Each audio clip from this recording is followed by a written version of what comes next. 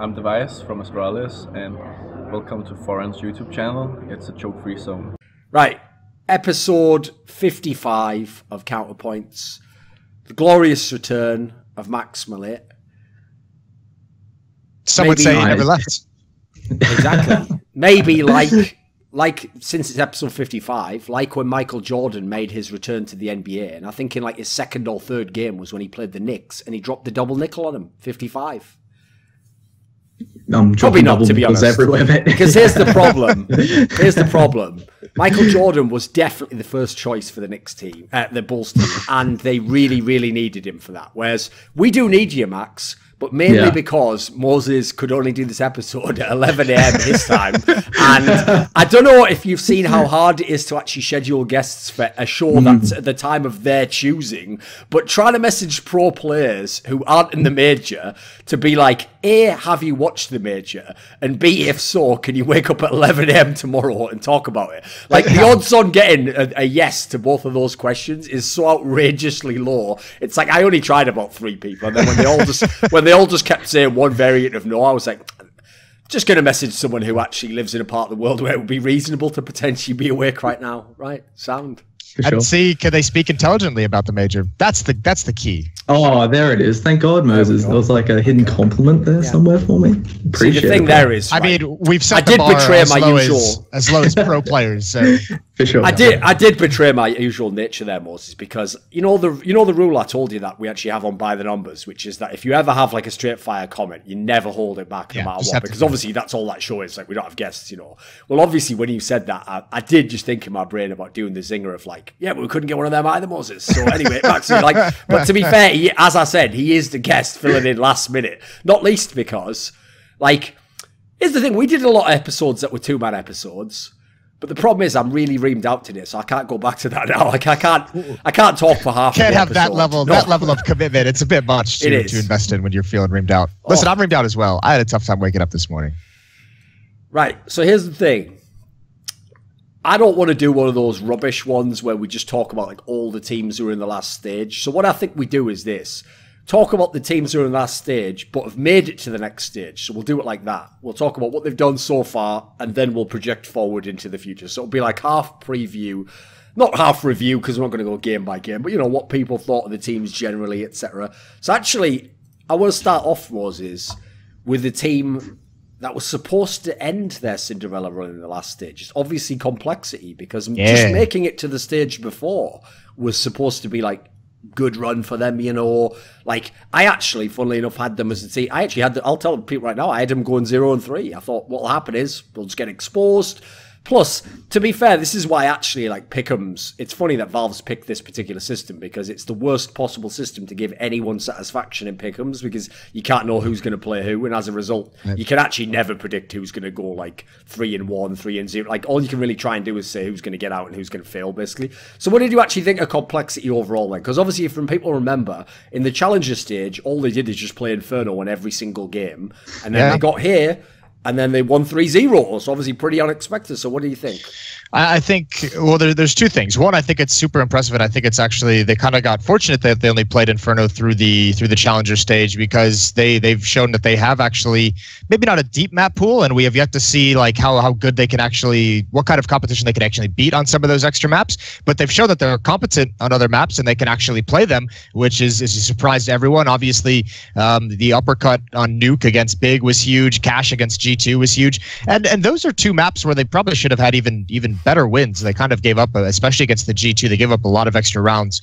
But I also think they got a benefit of, I mean, if you look at their opponents in the Swiss system in the Legend stage, just on paper, like the names are super impressive that they beat, like Fnatic, G2, and then Big is probably the most legit win of the 3 that they had. But you ran into a G2 that, you know, obviously still hasn't figured everything out, obviously still has a lot of work to do. You ran into a Fnatic that has obvious and blatant issues within the ranks, that was very up and down throughout this tournament. So they kind of got a benefit of having like the big brand names that make this seem impressive, but when you actually look at the way that those teams have performed in this tournament, those first 2 wins weren't all that impressive to me, at the very least, even though I thought Fnatic would be a dark horse coming into this major.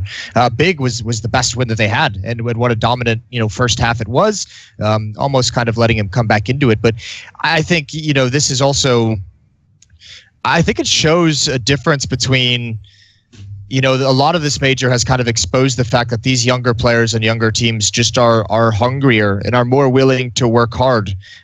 This is a great example, I think, of I was actually super disappointed in a lot of the top level teams, a lot of the brand names teams we've had in Counter-Strike for years, a lot of the players that have legendary status and how flat and how awful their teams have looked coming into this major. I mean, there's been a lot of ugly Counter-Strike from teams and players that you wouldn't expect it from. And Complexity came into this off a 10-day boot camp and have looked great.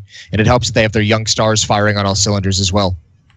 You know, like people obviously, I'll give the caveat, which is so blatant, which is obviously people are just going to claim I'm hating because I'm not the major or whatever. But genuinely, I hope the playoffs are amazing because best of 3 usually brings out the best in teams, you know, yep. People get going, etc. But the actual level of Counter-Strike at the majors so far, there's been a lot of bad games. I mean, I know the first stage was all the overtimes, you know, and obviously there was a lot of problems that had nothing to do with the game.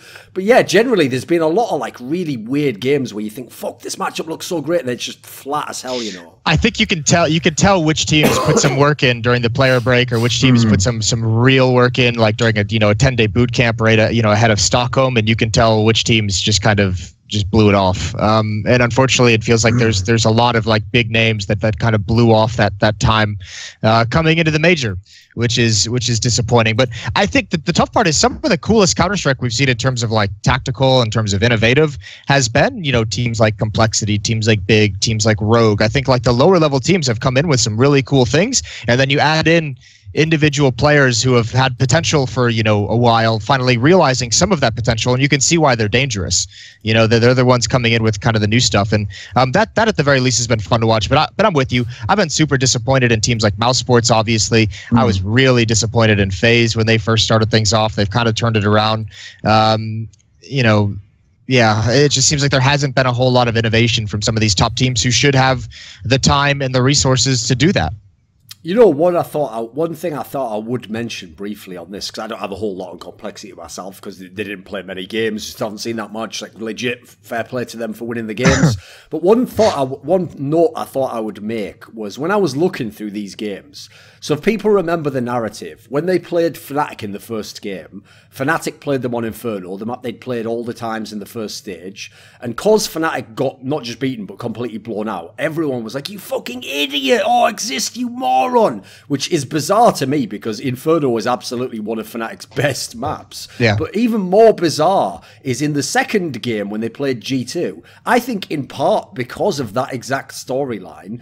If you look at the veto, G2 themselves vetoed Inferno and let it go to cash, right? Well, the bizarre thing about that is, the one reason I could maybe make an angle, because the problem is Fnatic has a pretty shallow map pool, the one reason I could maybe make an angle for like, you probably shouldn't play them on Inferno, is like, Fnatic isn't a particularly tactical team, you know? But the mad thing is, if G2 is this tactical team, which they're presumably building their whole strength around, because they don't have like sick players generally, you know, like they've got a fairly weak firepower roster, Inferno definitely is one of their most practiced maps, in theory one of their best maps, and you've got like 5 maps of Inferno play VODs from Complexity to study. You should be playing that. That's the case where you do play their best map. You do go into that map and play it, you know. I mean, it's not necessarily their best map, but you know what I mean? Like, if I'm G2, I was amazed by that veto. I thought that was like one where they like outplayed themselves. Because, you know, that can be a problem. It happens in games like Dota where you draft as well. Is that because, okay, you know when I always like big up Kerrigan for finding these really weird angles in a veto where it's like, he not only like throws off what your pick's going to be, like banning something weird, but then he picks something you don't expect. And so it's like you can never quite prep for him. Like, the reason why I give him props is because it works most of the time. Like, there's a lot of people who, it's like they get baited into trying to do the weird veto where it's like, oh, but then they'll never expect me to do it. It's like, yeah, because sometimes the thing they don't expect is something that won't be dangerous. Like, you know, you got to sometimes go for your strength. If you actually think you're a better team, it's your best map, go for it. Yeah, but I think G2, I don't know, man. They were one of those teams that I was super disappointed in. I didn't even have a lot of expectations coming into this major for them, but they looked ugly. They were propped up by god-tier performances every single map by Shocks, frequently by Kenny S. But outside of that, even tactically, like some of the decision-making they had in that Inferno game they played against Cloud9 that I was casting, like I just remember being disgusted by like some of the things they were doing across the map, like legit like wanted to vomit. There was some weird shit going on in that game, but if you ever want to see like May, you said they're maybe like a year and a roster change away from being good, and it's like that roster change can't come fast enough. Something's got to change. All right, what about this then, Max? You've got your pick there. Which do you pick, Complexity or G2? I can sort of tie the two together because there's a fair bit that like represents what I think both teams are in that Complexity G2 game. I think specifically G2, yeah, because if the whole angle of G2 is, we'll expand even further, like if you look at the teams who look the best at the Legend stage so far, it's teams like Astralis, I think, teams like Liquid, teams like Big, these sort of more structured teams that make sense to me on paper. They feel like when compared against these teams who have taken time off and like sort of propping themselves up with talent, it seems like the more structured teams are the ones that feel the most impressive to me. And if G2 want to play that sort of way, then you have to at least be able to match Complexity on a man-for-man level. But like the Complexity individuals were really, really, really good, I think. Like unreasonably so. I think it was at 13. I think their numbers can't be as good as like they seem at the moment. Like I think 3 of them are on like 0.8 kills per round average for like the fucking last stage. It's like that's like simple numbers. Yeah. and if you look at it, like they've won over 60% of their 4v5s on like other T-stars, something ridiculous. And there's this round that embodies like the unreasonable overperformance of a lot of Complexity's individuals so well. It's 13-8 on G2 in cash, and it's like Shazam finds 3 1-digs from heaven, and then Snazore, and they're all on eco, and Snazore is on a P250 no armor in a 1v2 against Shox in existence. Shox is on a full HP. And like Snazore on top of Shazam's ridiculous 3 1-digs manages to like clinch this eco round that like breaks the economy of G2. And there's a few examples of that in the Inferno game against Fnatic as well, I think, because some of the numbers from Complexity are just ridiculous. Like Yay, especially against Big on Nuke, because I've been really curious as to how Complexity have even managed to get this far, and I think that it's definitely down to their individual strengths. But there's also like this underlying system and structure of Stanislaw and Rambo that I don't think should be discredited either. Because even though the numbers are ridiculous, those numbers are being like leveraged effectively into round wins, I think, and like in that same game, I made a video about this recently. Like in that same game, I showed the ridiculousness of that Shazam and Stanislaw eco win. But at the same time, I contrast it with this round where like Complexity plays 3v3 really patiently, really disciplined, and they just like close out the round with really good fundamental counter-strike. So I think it's sort of both of those elements going off at the same time that affords Complexity a lot of these wins. They have some really cool. They have some really cool, like just like low man count, like inner team play, like 2-man team play and like 3-man team play. And then they obviously have like their setups, like defensive setups, really well theorized of who watches what in which situation. So they've done a lot of like the basic fundamentals. And at the moment, with how disorganized, we've already mentioned some of these other teams have come into it. Like that minimal level of prep and theory is enough to beat teams. Like I don't think people realize how. You can automatically be pretty dangerous and good in Counter-Strike at the moment if you just play smart. You don't even have to have like the most skilled players, but if you just reduce the number of mistakes and you play basic teamwork and basic Counter-Strike, you can be like a top 15 team with a lot of these teams. In a nutshell, right? Yeah, like you don't have to do anything crazy. Like people keep thinking that you need to have some insane innovation or some insane player to reach the top echelons. Then it's like if you look at some of these teams play that are in the top 10, all you need to do is not be idiots. Like if you just play like real Counter-Strike, you're going to be a danger to some of these teams, and then you can have those good games, and you can go deep into, So I think that's a lot of what we're seeing out of Hellraisers Complexity. It's just basic fundamental stuff. They're just doing it better than everyone else because they have to. They're the underdogs, and the players haven't quite realized that they can match up with these guys individually. So you rely on other aspects of the game to kind of put you over the top, and I think that's the majority of what we're seeing with some of these underdog teams. Sure. Yeah, and the problem is like the numbers are just too outrageous though. Like there's just what people don't realize is like it's one thing if one player's having a really good tournament and will it continue, or maybe obviously the dream if you're a fan is he's a better player than we thought. Actually, he's better. He's improved or whatever. But like I'm sorry, 3 players on that team aren't going to continue in the playoffs like fragging at that level. Like that's just unreasonable to expect, no matter who they play. And obviously they're actually playing against a pretty decent squad because they get MiBR, right? So. Yeah, that's just not going to continue. What do you think their chances are though for the MiBR series? Is there an upset potential there? Yeah, absolutely. I don't think MiBR has looked. I do. I mean, confident. Jesus. No, I mean, I'm not gonna call the upset, but I think there's definitely a chance. I think it's, I would honestly put it at like something like 30 to 40% chance of like an upset, just because I think, you know, again, what I said, I think there's, I think in some ways they've even played better, more consistently, like smarter, better Counter-Strike on like a you know, small team level, like on a player level in terms of their decision making. And I think, I mean, listen, MiBR just got upset by Tai Lu. So tell me that, you know, you're going to not say there's a chance of an upset in like the opening map of the series, and then all of a sudden, you know, MiBR wins the next map, and then it's just a BO1 again at that point. And then you have you have Android, and yeah, there's the X factor of guys like, you know, Fall and Stewie, Cold Zero being able to take over. But I think you have to look at the way that Ye and them have played. You know, the other X factor is the stage. Are Ye and Android going to be able to have that same impact once you get them in front of a crowd of, you know, whatever it is, 6,000 or 7,000? But I think there's a chance of an upset, especially considering that we've seen now 3 maps that Complexity is able to beat, you know, quote unquote top European teams and players on. You know, they can play Nuke, which is gonna get banned by MiBR, but they can play Inferno, they can play Cash. So who knows how deep their map pool goes? And I think that's the team is still a big question mark. No one knows what maps they're gonna pick. So there's an element of upset here that I don't think you can ignore. Sure. What do you think, Max? Like, you can't discount the punchers' chance just because of how good their individuals have been. But I think, like, honestly, like, MiBR is a really good team at, like, playing to their plan. And it's like when they're put on the back foot, I think, and they're fractured and they're forced to, like, sort of counter-strike rather than be on the front foot. I think that's where they fall apart. But I don't see how Complexity can really, like, sort of pressure MiBR. So I think like Ye's good. He was good in that game against Big, but I saw him making like a lot of sort of like feverish mistakes on like both Inferno and Cash against G2 and Fnatic.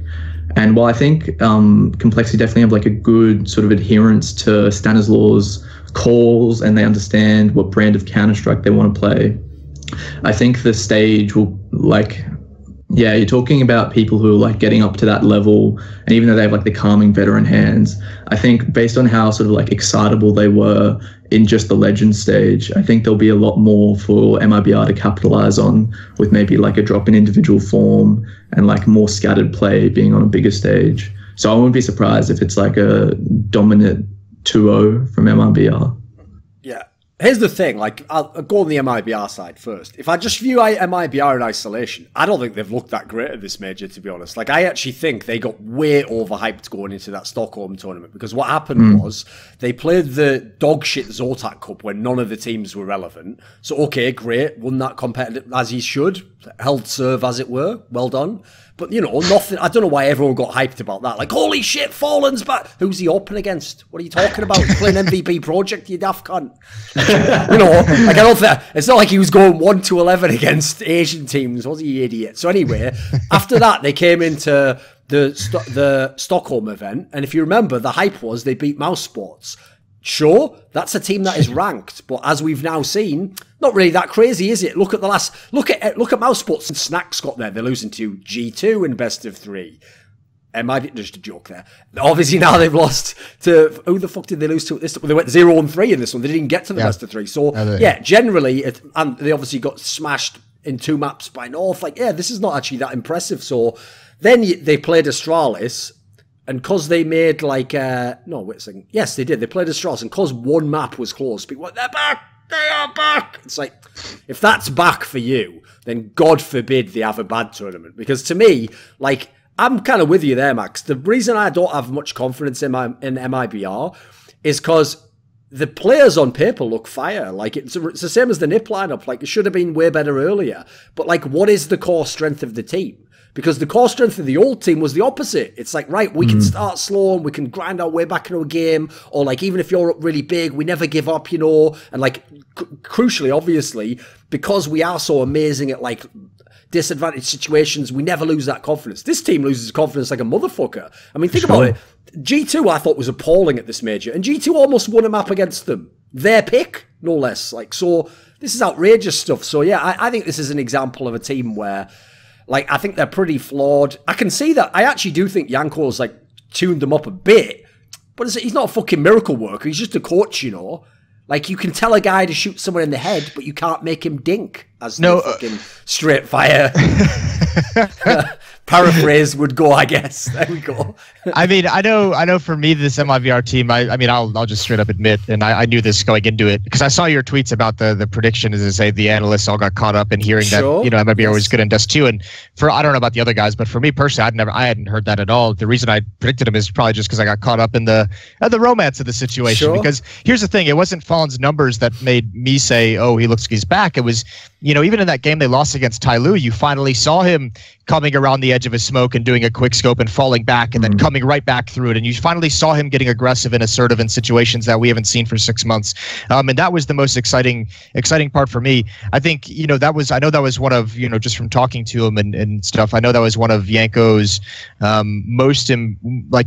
one, not number one, but like he was one of his like top 3 priorities was bring the old Fallen back and find a way to sit down with Fallen and kind of get him to be back into that mode. And so that being accomplished, I just kind of expected the improvement to be relatively quick from this team, and it obviously hasn't fully clicked in. I think part of that,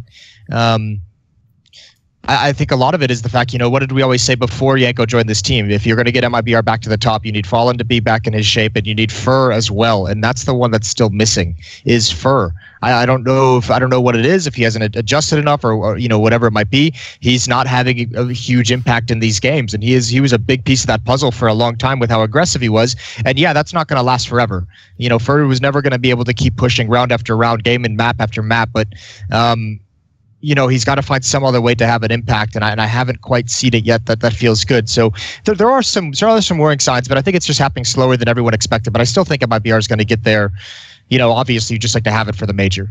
Sure. Here's the thing, even though actually, yeah, obviously I was talking more generally about people just getting into the hype of like things behind the scenes, you know. We definitely did. We definitely did. But here's the thing, on the MiBR one, I can forgive it because part of it as well is it's so recent that they were amazing. People forget it's only the end of last year that we were a really sick team. So it's not even like a year's past, you know. I mean, people got away for like over a year with the VP of like, they could still come back. So it's like part of it is you want them to as well. You want to believe that if they show signs, you know, that it's starting to come together, and if they can do this, maybe they can get like 10% better in the next game. But like, here's one of the things that's depressing about that squad to me. It's like one of the areas I can see that Yanko's done work is when they were just with the Coldzera and Fallen swapping in-game leadership earlier in the year, and then but just before Tarek had joined. One of the things that sucked about them is they had no map pool. Like they basically had like 2 maps. It was like Inferno and Cash. If they don't get you on those, they're just going to get dusted off. Well, now they have a pretty well-rounded map pool, but the problem is the depth of the map pool is fucking depressing.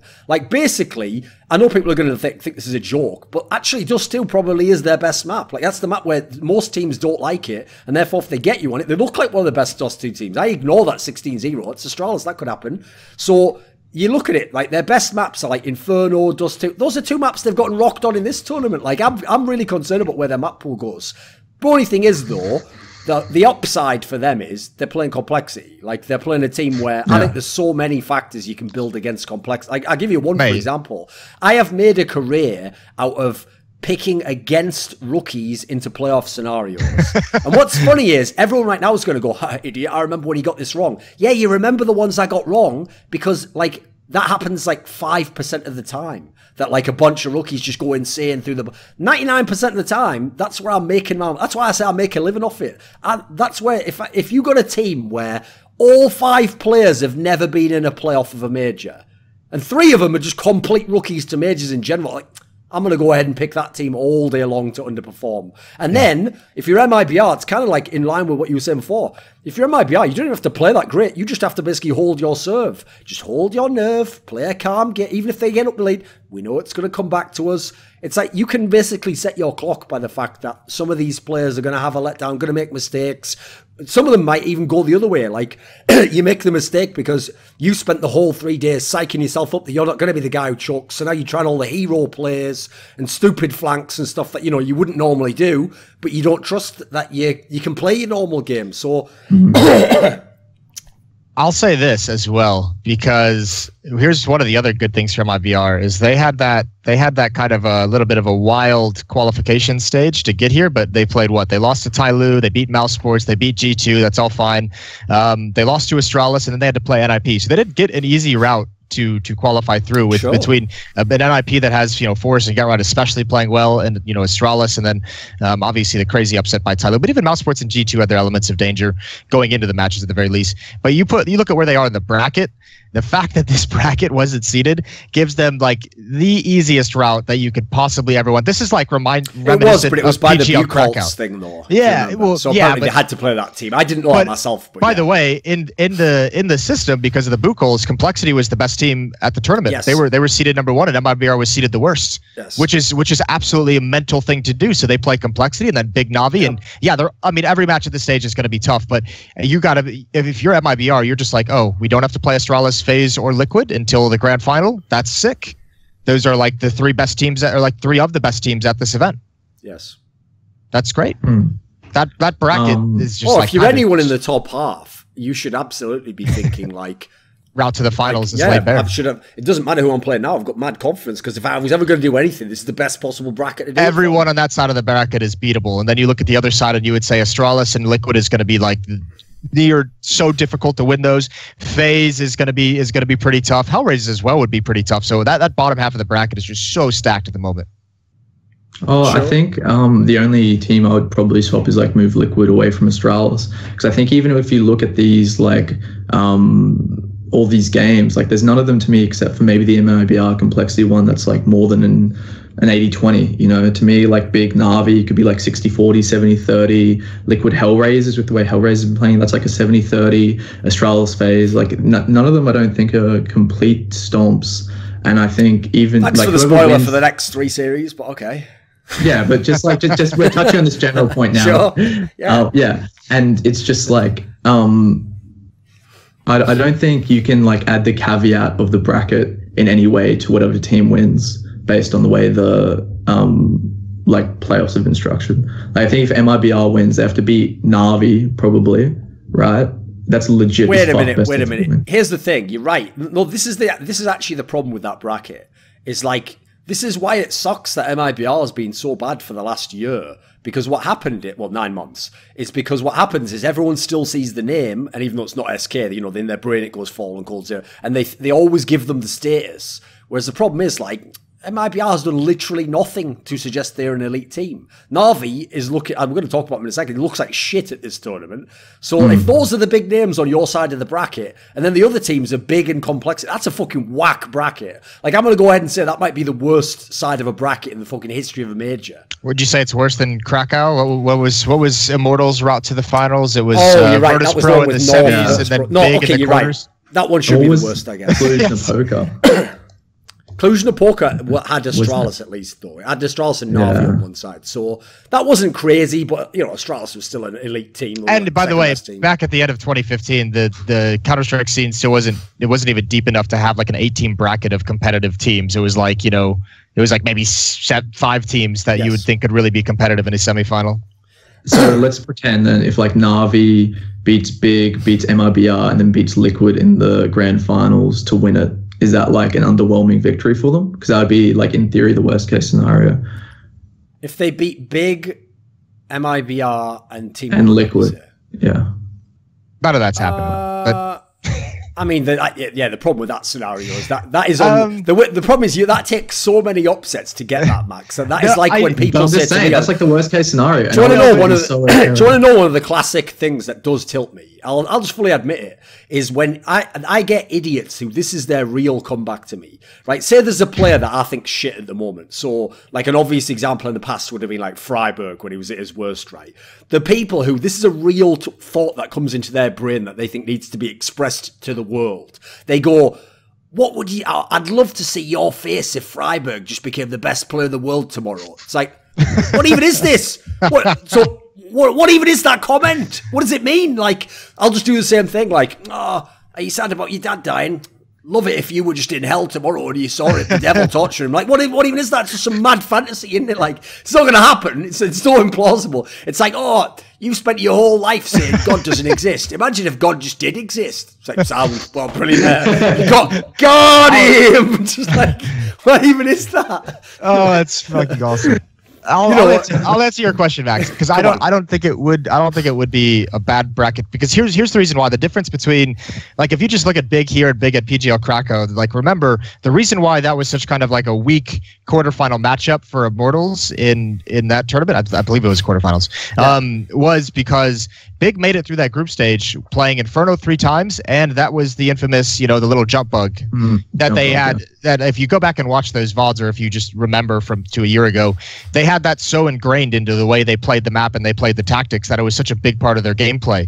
Once you take that away, like, they had like so many tactics collapse. So I mean, it's not really a fair comparison, because they were just going to be a steamroll no matter what. This Big actually looks like they can be fucking deadly to Navi right here, right now, and they can do it legit. They have really, really strong players. They're playing well. They have really strong tactics. They have really good organization. So I mean, if Navi gets through them, I actually might even be predicting that Big is going to upset Navi.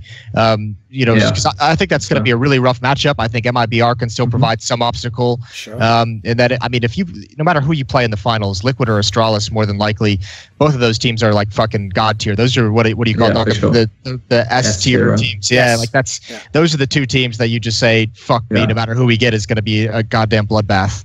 No, here's the way it goes, Max. It's like, I would agree with you. Say they got to the final and lost. Now you could say, like, well, did you have that harder? But if you beat anyone from the other side in the final, it's like, if Team Liquid gets out, that means they probably beat Astralis or FaZe Clan. Even if FaZe Clan gets out, who I know everyone thinks, like, haha, why would you predict them? Yeah, they've only got like 5 of the most proven players of all time who fucking bang heads all day long and literally play a style where it's like, they just wake up like, how am I feeling today? Oh, like, owning your shit. Nice. It's not like they're not like fucking in the lab with the X's and O's like, oh, but tactically, what did we do wrong? It's like, we didn't shoot them in the face. Can you do that, please, motherfucker? It's like, yeah, like, anyway, we'll get to that part. I should have saved that part at the end. Right, we'll go to the next match then, Navi versus Big.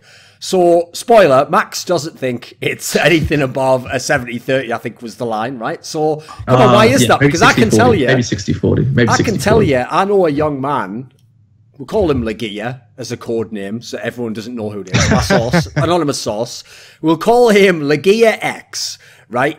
Mate, he thinks Big's winning this, and he thinks it's like easy. So, what do you think? True. Fuck, that's going to dramatically shift my opinion. No, don't worry. I was flaming the fuck out of him. So,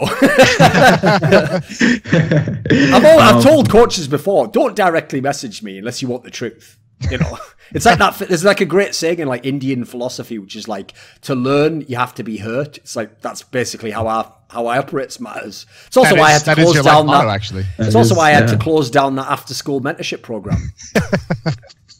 Anyway, keep going. Yeah, no, I think like individually, Big is like also a similar sort of narrative to Complexity, because it isn't Smooth. Like, what's Smooth's numbers? Smooth is averaging 1.05 kills per round for the last stage, which, by the way, if it ended today, would be like the greatest MVP performance in the history of CSGO. So I'm not saying I'm skeptical. I'm saying, I don't know, even a fucking ugly squirrel finds a nut in a squirrel nightclub after 3 shots. I don't know, fucking know. It was going somewhere at the beginning there. I couldn't land it. I haven't had a lot of sleep, but it still had enough spice in it to make it something. So anyway, continue. No, I was just saying, I think, I know if we're talking like the difference between Complexity and Big is at least these big players have that experience on the big stage. So maybe there isn't going to be as big of a drop-off in individual form. Can you say Big one more time, motherfucker? Sorry? You said Big about 7 times in that one sentence.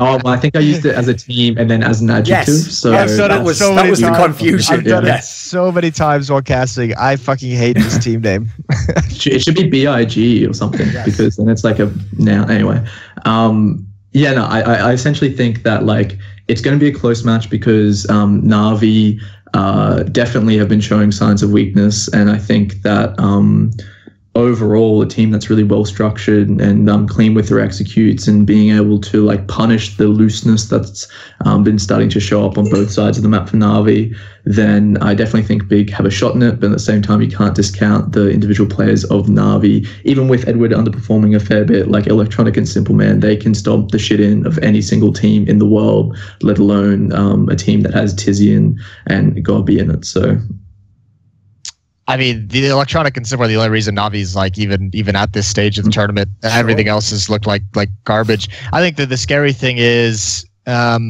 I mean, I said I might be predicting the upset. I like the way Big has been playing, and I like the way they're set up. The problem is we've seen two Bigs, right? This is also the same team that almost got eliminated in the challenger stage, which is kind of wild to think about. Yeah.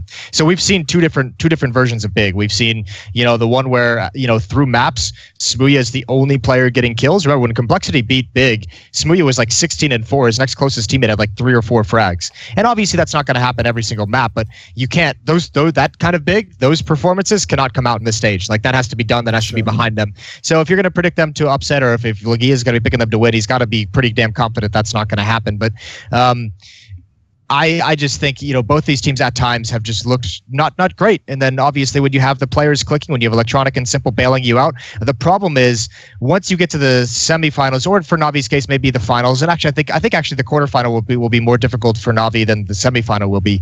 But those two players, that's too much of a burden to put on their shoulders. The way, if you just watch the way they rotate around the map and how mobile they have to be, they have to cover so much ground. Simple is like constantly, like he's never settled in. So like you could just get picked off randomly or make one small mistake and you can just be out of the round and then you're in trouble. So there's just too much that Simple Electronic are doing at the moment. You have to hope those other 3 players are going to be able to step up and at least play solid and not just be a liability. So I think there's a real chance that Big upsets here because their map pool is probably deeper than Navi's as well, when you consider the fact that Navi's map pool is going to be very much based off individuals. Well, I think they both want to play Train, right? Big and Navi. They'll both enjoy that. Yeah, and I know. I think I would favor Navi on Train. Like I know that Big have done some new executes or something. I saw an Elmer Party video about it. Apparently they've innovated something on an outer execute on Train. Did you see that interview with Gabi?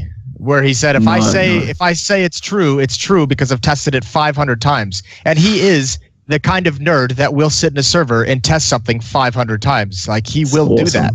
And what I'm going to do, I shouldn't say this because then obviously it'll ruin the surprise, but I'm just going to get him, I'm going to wait until the next after party I see him at, and then I'm going to get him, just go let's stand outside the smoking area so it doesn't look like we're at after party. Then I'm just going to record him saying something like, I love Thorin's analysis. Then the video just pauses. It just shows a screenshot of that headline quote. It's if I say it, it's true because I've checked it 500 times. That's going to be my intro for the channel or something. I like Thorin's analysis. There you go. I'm going to exploit it against him.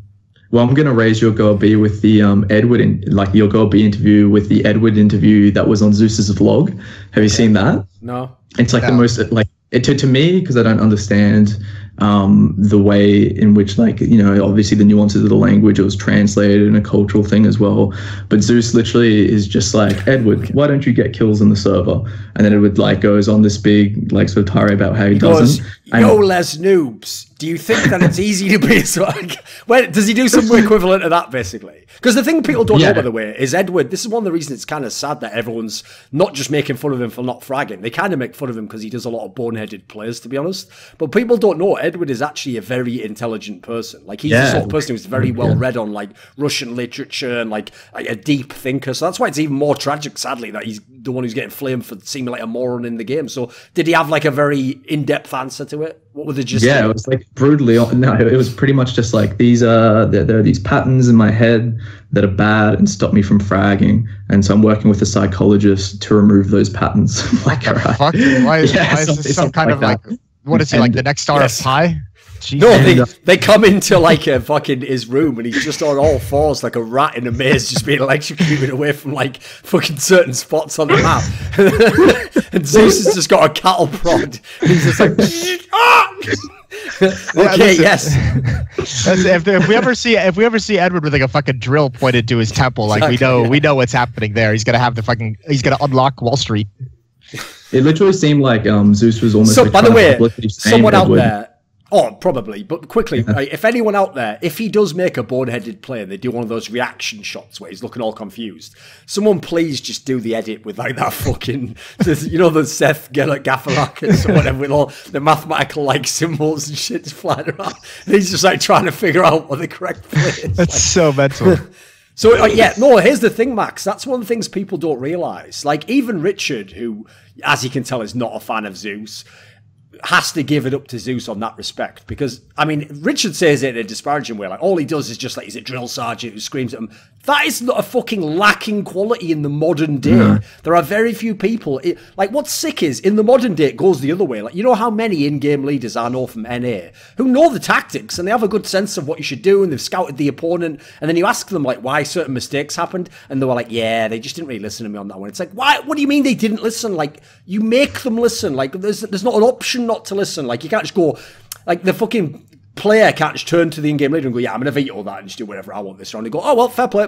It's like, oh, understandable. Yeah, have a nice day. Like, it's not like that fucking meme, is it? Like, it's actually hard to get people's respect, you know, because the other thing is, if you do the drill sergeant approach like that and people don't like it, they just kick you out the team. Like, that means you have to accept that and sort of be on board with it. So there is something to that, you know. It's not, people can't just write it off as like not a skill. Admittedly, it's a bit wild if you just shaming your own player, but yeah. It's like he's making like Edward has to hold up like locals in the server, and Edward's like, yes, I have locals. Yeah, he's making Edward. Are you going to change that? Yeah, I'm going to change that. It's like, dude, Jesus. You know when people like make their dog like hold up the piece of paper that says like, I pooped on the floor when I was but like he's doing that with Edward. Like, what the fuck is that shit? Like, I'm a shitty B player. Like, what is this? What is this? Just let the man live, for fuck's sake. Just tell him what he did wrong and let him go to sleep.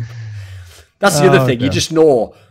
Maybe Zeus is going full drill sergeant. That's why it's gotten so out of control. He's doing like full metal jacket, where, you know, when like, because that kid like messed up all the fucking physical training, they were making all the rest of them run laps. So then they all just, it's the one where they all tie him down with that like blanket, just beat him with soap or whatever. No wonder he's depressed. Like, come on then, Moses. You were setting it up there to sound real good, like the upset was possible. What's mad is you went from like, why don't you call any of these upsets? Do they have to be from NA for you to call an upset? What's going on here? You think Big's going to beat Navi? Come on. I do kind of. I don't know if I want to, like, I guess I'll just predict it. I don't, this is pretty 50-50 to me. I'll just take Big with the upset. Just because I think at the moment they're playing better. I've been way more impressed, and maybe it's because coming into this I had the bar set lower for Big, so it's easier for them to kind of exceed the expectations.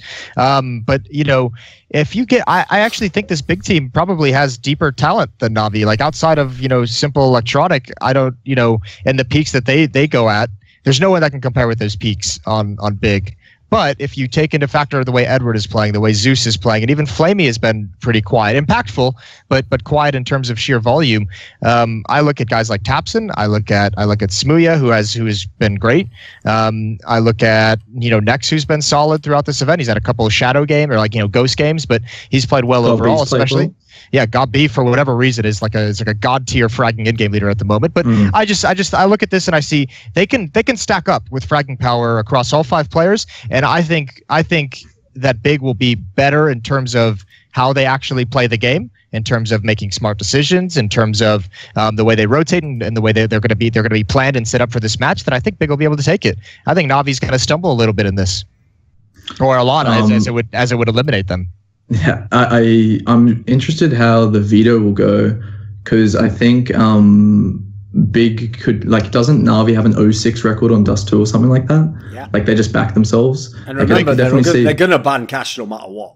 Yeah, so I think it's going to be like Navi picking Overpass and then Big picking Dust 2. Yeah, but what you haven't understood, Max, is, again, what a naive young individual watching the game. Haven't you been hearing all these amazing interviews for the last 2 months where Navi, who apparently have just learned the concept of reverse psychology, are like, no, we really like Dust 2. I hope they pick Dust 2 against us. Then they pick Dust 2 and kick the shit and they go, fuck, didn't work. Oh, curses. How could they have known it was our weakness? Like, are you for real? Well, here's the funny thing is, like, we, you know, Duck, you had the whole thing about, you know, people hearing MiBR was one of the best teams on Dust 2. I guarantee you, watching that game, you know, the Astralis and MiBR game, Big is like, yeah, we'll still play Astralis on Dust 2 if it comes to it. Big is the team that has the confidence to be the best team in the world on Dust 2, and I don't know if we can really argue with it. They've been great. They've been phenomenal on that map, and obviously we haven't seen them play Astralis yet at this event, and it would be cool to see that matchup. But I don't think Big is going to be afraid of playing Dust 2, whether it's against Navi or they go the other route. They say, fine, we'll call your bluff. You're really good on Dust 2. Let's play Nuke. And Navi is improved on Train Nuke. Left over, right? Yeah, I imagine Train will be to the decider because just no one's going to ban it, right? Soon. Right. Yeah. No, that's super interesting. I'm with you on the map, Vito. Like, I actually think that Big, actually wins the map veto, because like you say, if Navi does something like, personally I don't think they'll pick trade. I think they just will be too fucking triggered by what happened against North, so I assume they'll just go ahead and pick something like fucking Overpass or whatever, you know, and like something that's a comfort pick. But the thing is, it's not like it's impossible Big can win. Like if you get Dust 2, that I'd favour you to win that map. But the big problem I have is this, right? This is it's a counterintuitive way of looking at it, but so Navi, for me, has looked like shit in this tournament. Like, I thought they looked really weak. And yet you go and you look, still got through 3-1.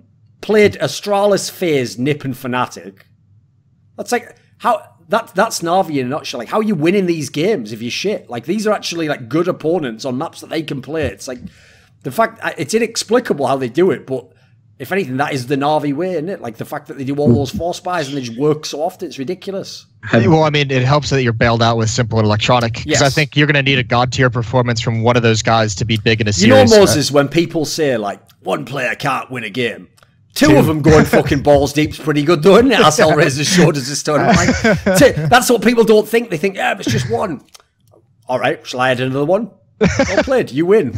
My mistake. Turns out 2 people can beat 5, actually. My mistake. Did you watch the any of you guys watch that Astralis overtime against Navi?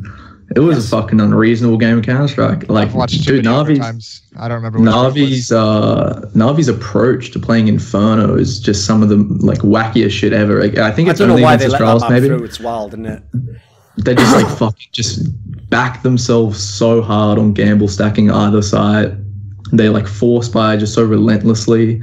They're just like they're just so like focused on trying to like break Astralis and then sort of pick at the fractures and hope they can dominate individually. They're a crazy team to watch because a lot of their style seems like very frustratingly linear at times, and then really loose and disparate at others. And I think that even though you guys are talking about like how, you know, like the 2 stars can win a game, it's that third piece that like makes Navi feel whole to me. I think like Flamey is a crucial glue player, and to me, like, people forget that he was the secondary star of Navi when Electronic was first added, and like Electronic's blossomed into this role. But I still think Flamey, even though like people have forgotten about him because Electronic has replaced him sort of as the second star, like he still plays a lot of key positions, secondary AWPs to the side, adds a lot of sort of dynamic flavor away from the aggressiveness and the volatility of Electronic and Simple. And to me, like, he was always the player that was stable, wouldn't top frag necessarily, but would just be that guy sort of buying space for the other two to make big plays. And him underperforming is the scary part for me with Big, because Big, with their confidence, can just run over like a fractured Navi, especially if depending on the map. Like the Dust 2 games going to be super interesting. I don't think he's been underperforming too much. I just think, I think that Big is going to find a way, because Gabi is going to do his research. I think Big is going to find a way to attack points in the map that's really going to exploit the fact that there are maps where Zeus and Edward are your anchor players of a bomb site, and they're going. I think they're going to come in with a decent amount of contact plays to just blow up onto bomb sites before a rotation can come. And I think they're really going to exploit the fact that those guys are diminished at this point in the tournament, or they have been. And I think they're going to test them early on in these games and say, if you are going to break in the first 5 rounds, then we are going to just keep going and destroy you and embarrass you in the server.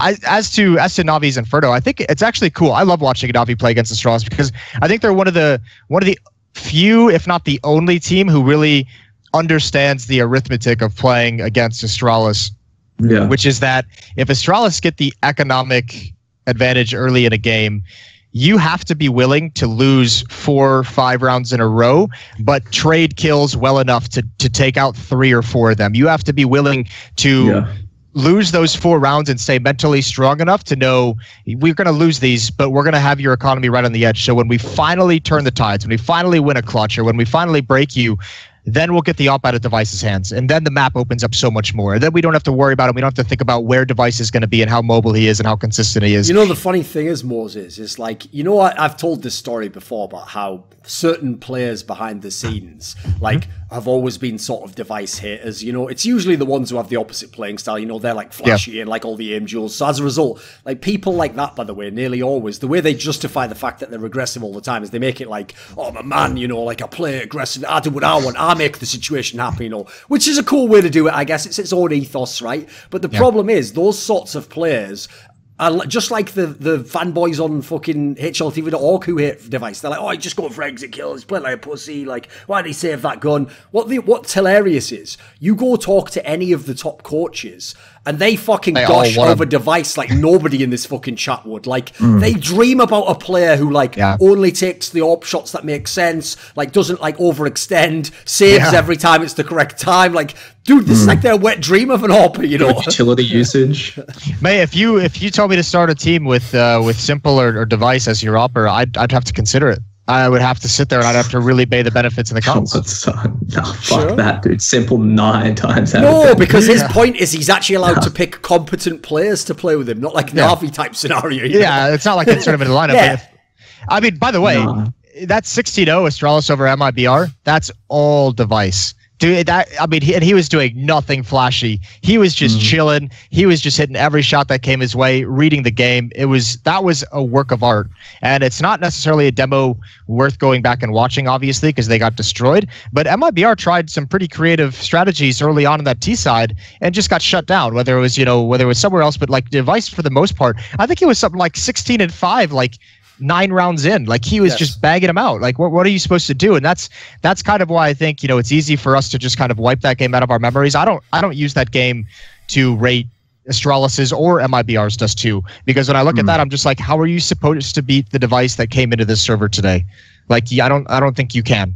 Yeah. Well, to me, like, if we're talking about Device real quick, the interesting thing is, like, to me, there's like a Device system of AWPing, and that he could more or less like directly transfer his style of play to someone like fucking MSL, and then MSL can be like successful with it as well. And is what makes him a good AWPer seems so transferable to other players, which I guess is the reason why coaches must like him so much, right? Is you see the way he plays, and then very clearly they're like, oh, well, even if I have a shit AWPer, he can do that. But like the reason why I'd pick Simple in that scenario is because you can't fucking train what Simple does, and it's like the but you can't fucking control it either.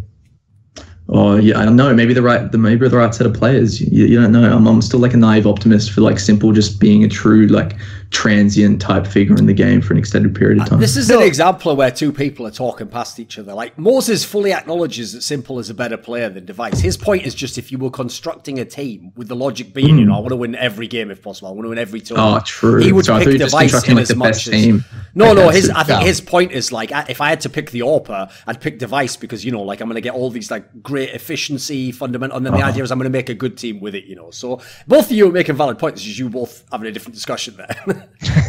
Happens.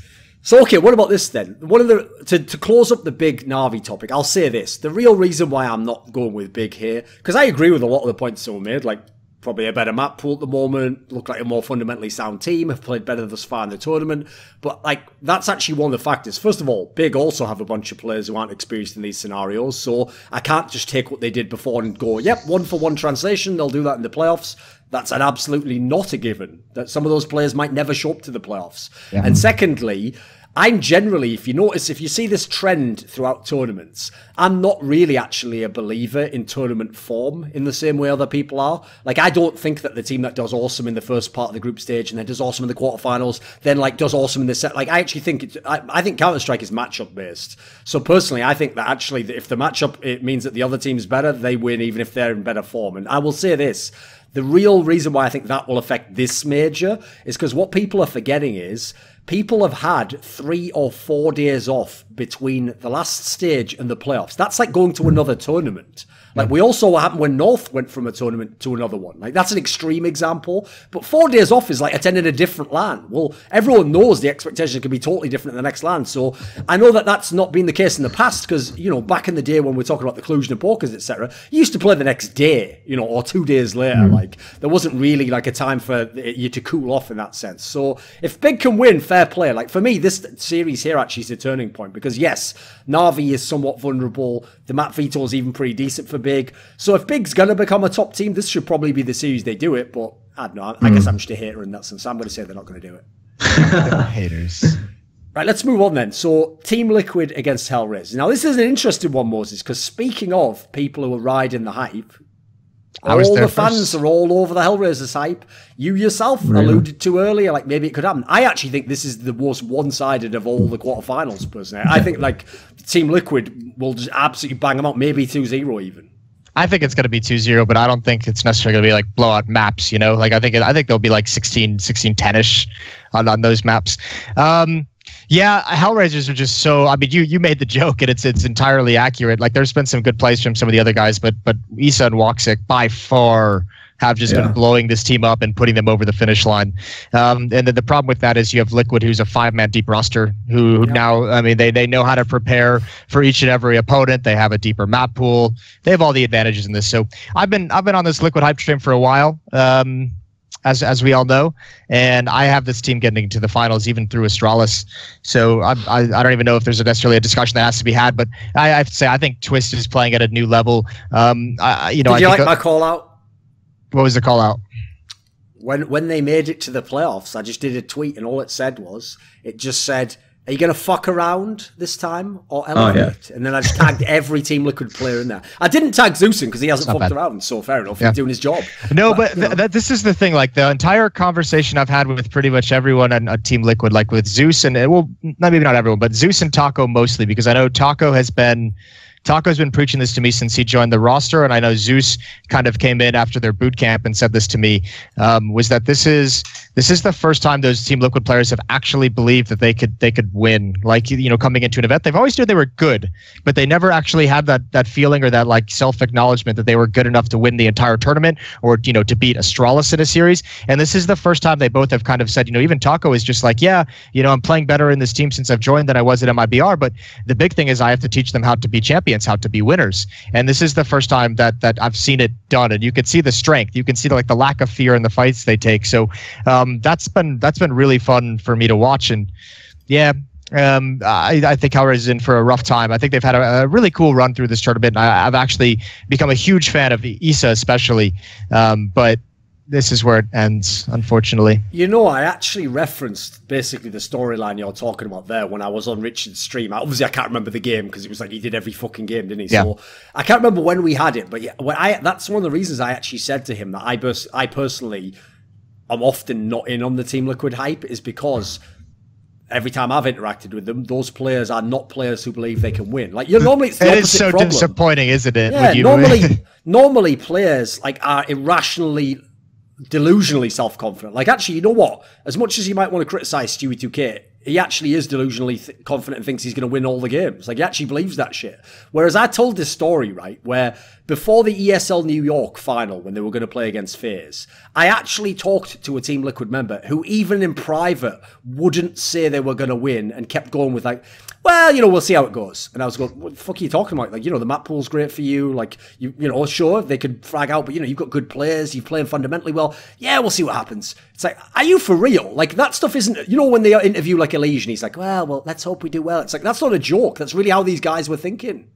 Yeah, they're not trying to be humble there. That's really what their mentality was like. It's bad, and that's been the big thing. Even we've kind of laughed about it a little bit privately as well, like us analysts once in a while. It's just like they are just like a group of guys who just don't exude confidence and like don't. It's almost like they don't understand how good they actually are.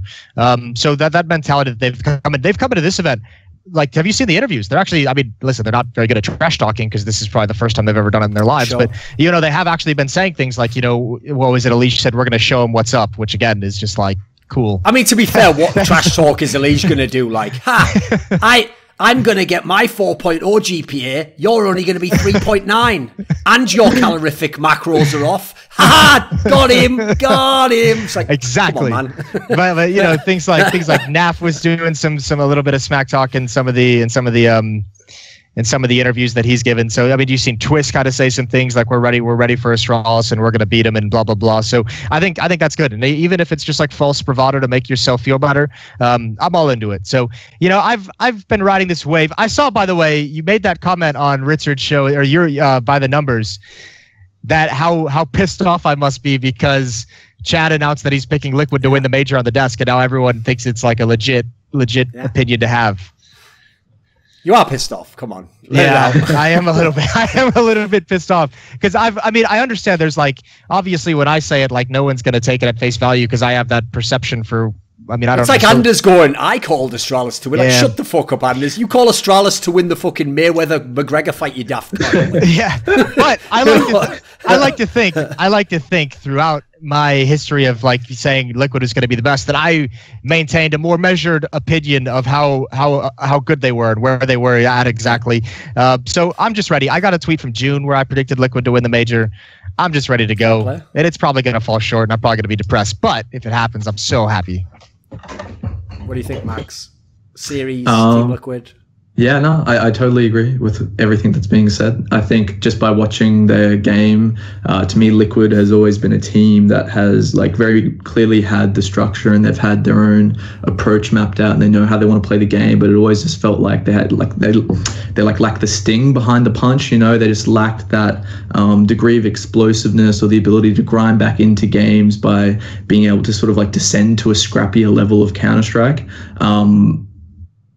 Yeah, I think this tournament has definitely like given them that at some level, and they seem to be playing a lot like sort of it's that classic thing. It's not like they're playing looser or more explosively, but they just flow better throughout the map, and they seem far more confident taking things. And I mean, obviously that's sort of embodied with their win over Astralis, right? Like that's one of the most hyped, best of like that's. I wrote an article directly after I saw that win called "Chew Fucking Chew," the Liquid Major hype train, because that to me, like being able to Liquid beating Astralis on Inferno is like such a sort of like canon rivalry for both of their teams because it like clearly represents Astralis's strengths and their like dominant sort of characteristics as a team because Liquid try to do so many of the same things, and it's like. By the way, can I just make this very quick point for everyone sure. who is a fan and watched that game, right? You know the whole narrative on Twitter, on Reddit was like, oh, idiots! Look, no team could even win. And I think it was all CT. It was all T rounds on that game, right? Off the top of my head. Wasn't it two massive T sides? Yeah, I think so, yeah. Right, yeah, so everyone was like, look, there was barely any CT round wins, right? First of all, if you're really good at Inferno team, that's the way it's supposed to be. You're supposed to be smashing them on T side, keeping their economy dog shit and not letting them get in the game. Secondly, anyone who thinks that was like a Liquid chalk up until overtime, I don't know what game you were watching, mate, because that was like, Astralis was like fucking vintage T side. That was fucking amazing. Like, there's no shame to Team Liquid for losing, like not closing that game out, you know? Sure, you needed one lucky round, but even so, it's not like you were just bombs and you couldn't close it. The other team was doing amazing shit. It was a great game. Dupree was doing insane shit. As not to mention, I mean, that's kind of been, you know, the old monkey on your back for a while. If you're Team Liquid, like you're not gonna. I don't know of any team in Counter-Strike that has had that kind of like a struggle beating a team. And like just had an easy time getting that first win, right? Like if you've just been like imagine this, like Liquid's played them in like 3 or 4 finals this year, and they've been able to like have a close map. They've like stolen a map away occasionally, and they've just get banged out in all the other ones, whether it's a BO5 or BO3 or whatever. That's been the recipe. Each series has one close map, one win for Liquid, and then just banged out on the rest. And it's never easy getting that first win because in a way, I even laughed to get right about this when they drew Vegas Squadron. Was just like in a way it is kind of one of those matches where you're playing yourself because you have to play your own mentality. Like imagine going into a game where for the past year that you've played them, you haven't been able to think that you were going to win. And now finally you have to not only maintain that belief, you have to survive it during a massive comeback and you have to survive it into overtime. And it's you know, it's the same thing, you know, you are kind of playing Astralis and playing your own mentality. And I think even the fact that match was close, I think that's even a bigger statement about how good Team Liquid is going to become versus if they had just won that in a blowout fashion. I'm much more impressed by them winning that close match and surviving the comeback and onslaught than I would be about a 16-5 or a 16-6 win. Well, yeah, and it was also seeing players like Nitro step up as well, right? Like, I think that game, like Taco had his big moments. I think it was a very like wholesome Liquid performance, even though they didn't. Like, I mean, Yeah, when Dupree did some ridiculous, and Glaive did ridiculous shit as well in that game. Like both players from us, like there was some nutty individual plays going on from Astralis at the same time. So yeah, I totally agree. I think it's like a testament to how good both teams are and the fact Liquid were able to overcome them. So yeah, like Hellraisers, best of luck, son. Like, well, I mean, you have to imagine as well if you go to the other side, like Hellraisers, with how good Isa and Woxic have played. You know, they yeah. Why did I do that? That's the super team we set. World Esports Association or whatever it is. Jesus Christ. Apparently Isa means like Jesus in some languages. It means like not Jesus, but it's like the equivalent. It doesn't like directly translate. It's like Messiah or something like that. I think you might be right about that, yeah. But either way, you know, they barely limp past, who was it? I mean, Fnatic, obviously, Cloud9, they had to beat in overtime. So with these two guys having a phenomenal series of games throughout this event, they really kind of labored through this group stage against a Cloud9 that kind of looks confused and beaten up. Fnatic was a 2-1. They had that massive comeback as well. So I mean, there's some worrying signs here for Hellraisers, but I think Hellraisers has like overpunched. Like for me, this team was just kind of like one who would go into a tournament and have that one like BO1 upset, and then they wouldn't be able to really get a whole lot done after that. And I mean, I think they've changed my perception, certainly. I'm sure they've changed a lot of people's perception. So I think they've had a phenomenal tournament run. It's no shame that it's going to come to a close here. And if they win, I will have to do something. I don't know. Because here's the problem, Moses. I noticed everyone who likes Team Liquid just has like selective memory and just deletes like ESL1 Clone, Star Series, like all these tournaments just delete from their mind. In everyone who loves Team Liquid's mind, they just went straight from like EPL to ECS to the E-League, and then now they hate the Major. And what do you know? They're probably going to win the whole thing. So like the problem is, the second they lose to Hellraisers, it goes the other way. We delete all of the second places and we're just back to scrutinizing all the losses and why this team must break up tomorrow. So let's go to the last series, because I actually saved this to last for a good reason, because I know on paper fans are going to be like, FaZe was 0-2, haha, FaZe so bad they are going to go out of another major. Anyone who is a pro player in this sense actually does agree with my philosophy of like it's about matchups, not about form, because I think every pro player would tell you like this could be a fucking amazing series. For sure. I think it definitely like talks to what you were saying before about the gap between the playoffs and the group stage. Like, I mean, if any team is going to like reset and just come online as 5 after a 4-day break, yeah, back, especially in that matchup as well. Like that matchup does something to those FaZe players. I don't know. I back them. I've been hyped on FaZe for a while, actually. Have you? Concerned about the Kerrigan scenario, Moses? No, I just hate predicting games where it just feels like it's like it all depends on if FaZe individually shows up or not. Because again, they were one of the teams that was most disappointed to me when I saw them on like the first day. Yeah. I was like, "What the fuck is this?" I almost wanted them to get disqualified from the major like after that first day because it was just like, "Holy shit." Like Gabe Newell just does a Reddit post. I have removed FaZe from the major. I do not have to give my reasons. I own Half-Life. Goodbye. It was bad, mate. Like those first days were bad, especially when you consider they were one of the teams that was boot camping for like a week over at the Refresh offices in Copenhagen. So it's almost like, what the fuck were you guys doing for a week in those offices? I mean, I made a joke. Little did they know that the Refresh guys were just filming every single discussion, like hidden microphones, like zoomed in on the screen, like, yeah, good luck. They've got it all. They didn't expect this, did they? No, but I mean, I kind of laughed about this when FaZe was playing big in the best of ones, where it's like, I turned to Sean and I was just like, how does it make you feel that Smooya is going to be the best opera in the server in this match? And he just like looked at me and laughed, and he was like, you've gone too far. Then as we watched the game, Guardian missed like more shots than we'd ever seen in those BO1s. Like Smooya was far and away winning the impact matchup with the AWP. I'm just afraid of what FaZe is going to show up, because obviously this is the problem. Like you can say anything you want about FaZe and Astralis, but all that's going to matter, whether this is a close series or a blowout for Astralis, is are FaZe players going to show up? And like I don't have anything else to lean on. Tactically, they don't do anything special. I'm not necessarily worried about them like having Nico calling, just because Nico's, also he's been a caller in the past. When he was calling for Mouse Sports and being the best player in the world, he was able to drive them to a top 4 at an E-League season, which is no easy feat. But they're still not going to have some kind of like tactical fundamental base that you can lean on and say, oh, they do this kind of attack on catwalk really well. They throw these smokes really well. They have this nasty execute. It's just like, is Olaf going to bang someone head out when he finds his timing to take a 1v, like an open map duel? Is Guardian going to be able to hit shots with the AWP? And I just, as an analyst, that's not the style of Counter-Strike that I like to rely on. No.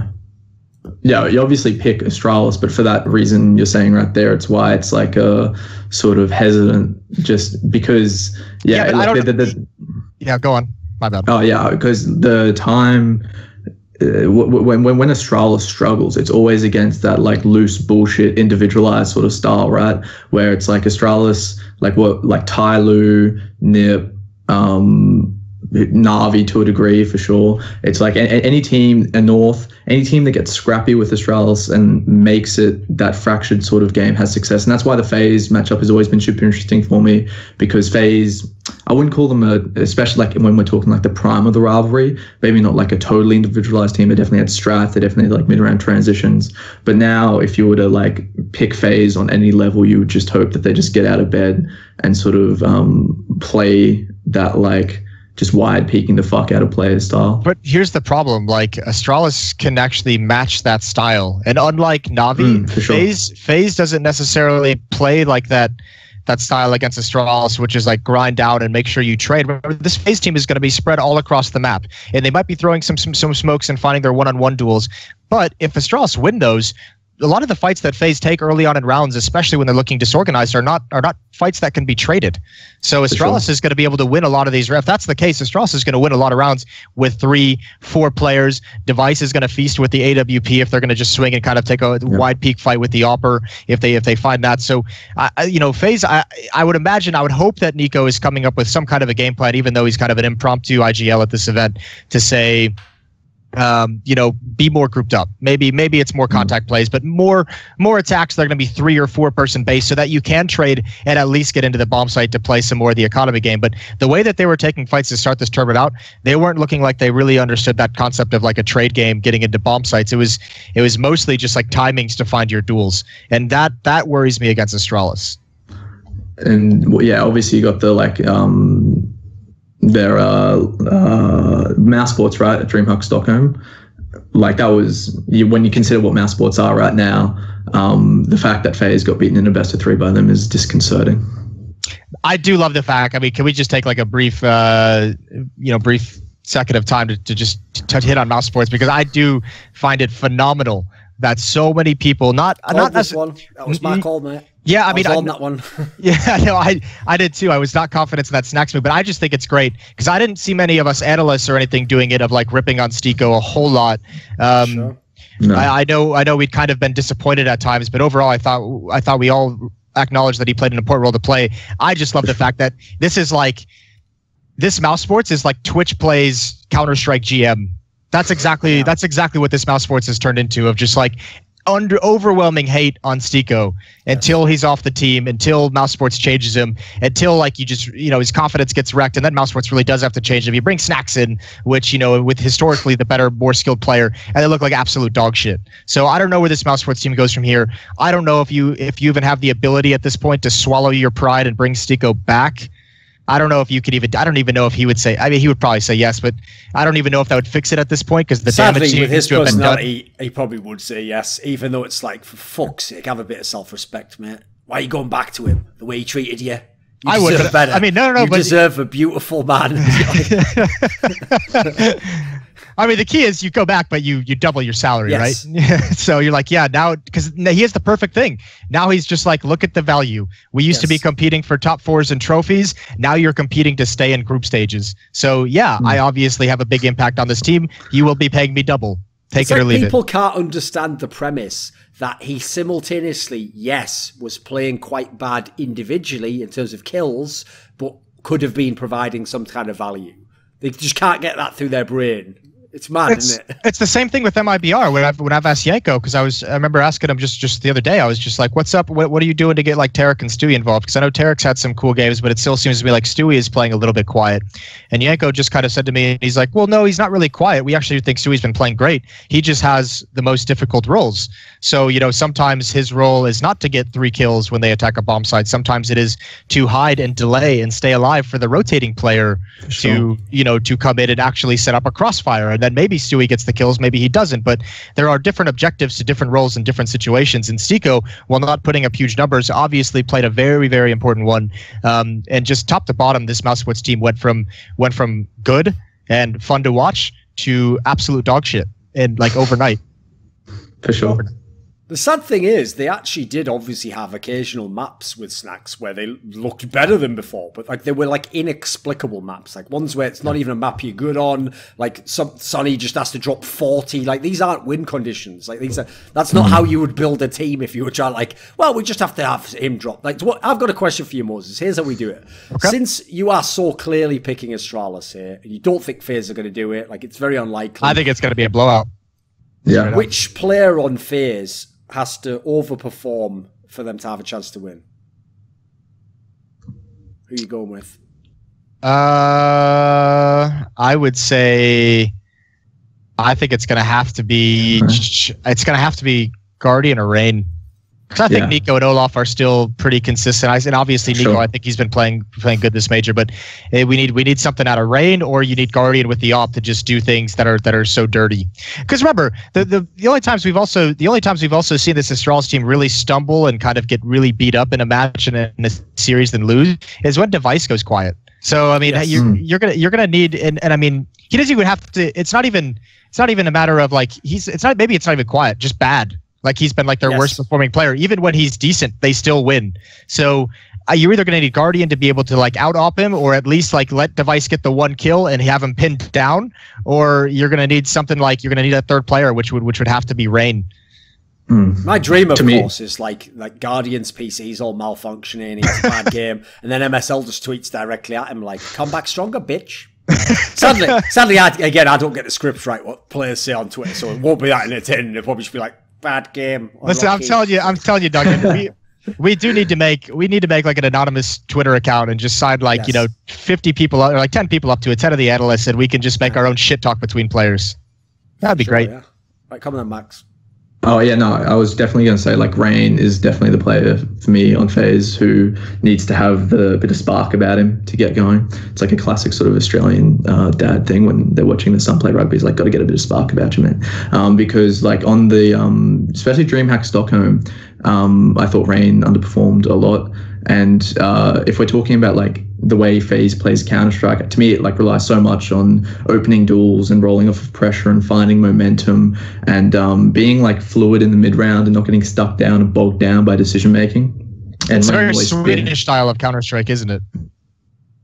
Yeah, I also think of it like Brazilian Counter-Strike as well in some ways. Like I think like SK on Mirage.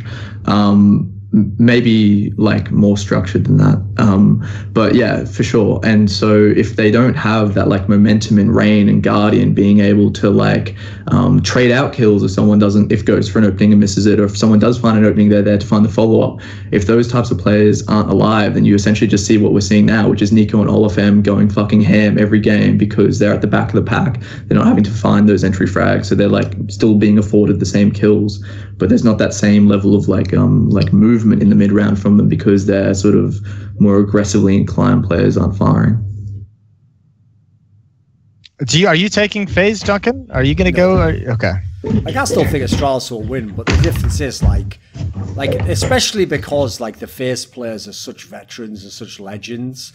Like, those are the teams that always... I can tell you as someone who's watched Astralis for a long time, that's why every time they would go against NIP, even when NIP was out of form, or Virtus Pro when they're just decent, it's like there's no easy games against those teams when they actually have their proper cause together, Obviously, people who have only watched in the last year are going to think, Virtus Pro, it's like, no, even when they didn't win tournaments back in the day, they were always hard to beat, is the point. Yeah. So, I just... Like, here's the thing. There is a world in which maybe... Like, for example, I will say the biggest concern for me in this one is I think the veto is fucking terrible for FaZe. Like, there's almost nothing they can do with a veto. So you are purely relying on them fragging like monsters, basically. Yeah. But there's still a scenario where they do that for a map or they make it close on 2 maps, you know. There's also definitely though where you just get banged out 2-0 and it's a shit game and we just wait for Team Liquid. Very likely. That's fair enough. Super the difference is they obviously have the ultimate puncher's chance, don't they? Yeah.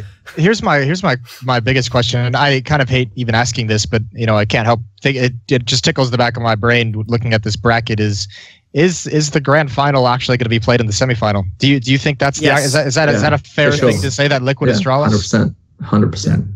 I think that's going to be like what we, you know, the real final dub thing, which, by the way, I've made this point in the past, but that's another reason why I would one day like to see big tournaments that have real double elimination, because literally when you use the system we use to seed quarterfinals, well, the odds on the semi-final being better than the final are pretty good because there's 2 of them. So, like, logically, there's twice the chance for it to be the best. And I've seen way too many single elim tournaments where the semi-final was the best match, you know. I just hate. I want to do this really quick because I don't, you know, I'm not so up in arms about the Swiss system and everything. I do have my concerns about it. For instance, I think it's Swiss system is fine if you use some sort of different seeding, you know. Yeah, but you need to like reseed some things because I just feel bad that like you get punished for how well other teams do as well, right? Like you get punished for things that are outside of your control, like FaZe and Mouse Sports getting upset early on day 1, and then all of a sudden MiBR losing on day 1 as well, and then all of a sudden it's just this weird thing where you do have the complexity versus the big playing for a 3-0 spot to be the #1 seed going into the bracket, which screws things up as well. But I just, even if you were just to play the system out the way it was, and you reseed this top 8, like I just did it just for fun, just like what teams I would have and what the quarterfinals of my matchup would be, to be Astralis Cole, Navi MiBR, FaZe Big, HR Liquid. And like that seems like a much better route to the finals. You get Astralis and Liquid in the finals. Yeah. You know, like even if you just do that, even if it were just to take like a, you know, you get like the top 15 personalities at Analysts and Counter-Strike and just have them, you know, create their own ranking and you get an aggregate. I think you actually create a bracket that can be used. And I don't understand why the boot goal system is used to rank this top 8 because I think it sucks. Especially because, like, the amount of fan logic. I maybe should do a whole episode just about this major, people discussing the format.